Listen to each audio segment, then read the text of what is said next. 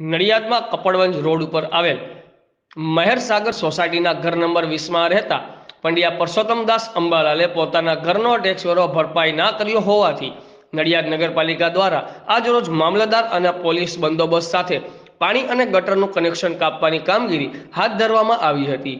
મકાન માલિક અને તેમના પરિવારનો આક્ષેપ છે કે અમોને છેલ્લા કેટલાય વર્ષોથી વારંવાર હેરાન કરવામાં આવી રહ્યા છે। નડિયાદ નગરપાલિકાએ ટેક્સ ભરવાની જે નોટિસ આપી છે તે બાજુના પ્લોટની છે, જેથી અમો તે ટેક્સ કેમ ભરીએ આ અંગે અમોએ મુખ્યમંત્રી, કલેક્ટર અને સ્વાગત કાર્યક્રમ અને સરકારના અલગ અલગ વિભાગોમાં પણ અરજી કરી ચૂક્યા છે।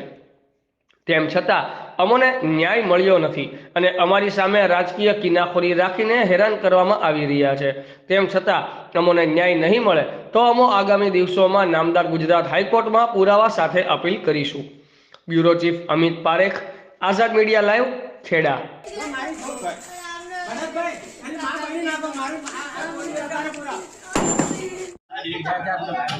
અમને શાંતિથી જોવા દેતા નથી। આ તંત્ર એનું દબાયેલું છે। એનો આરટીઆઈ એક્ટિવિસ્ટ તરીકે આ લોકોને ચીફ ઓફિસરને બધાને દબાવે છે। અમને વારે ઘડીએ હેરાનગતિ કરતા આવે છે।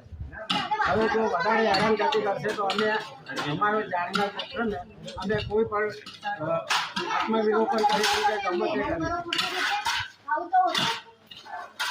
પૂછી એમનો પ્રશ્ન શું છે? તમારું નામ શું? મારું નામ ઇન્દ્ર પંડ્યા। શું પ્રશ્ન છે?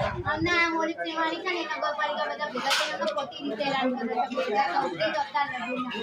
અમારું કશું હતું નહીં તો ખોટો બાજુનો પ્લોટ અમારો નથી તો અમારા મેરો ભરાવા પપ્પાને કેટલી તમે ખોટું અમે શું જમીન ભરીએ? અમારું અમે ભરીએ ને ખોટી રીતે હેરાન કરે છે અને અત્યારે ખોટી રીતે આવી ગયા પેલાના કેવા ઉપર અમે એવું કહીએ છીએ તમે હાથમાં ન્યાય આલો।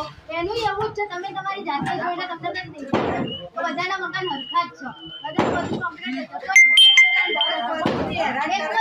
હેરાન કરે છે અને આ સુનિલભાઈ રાતમાં નીચે જ આવે છે।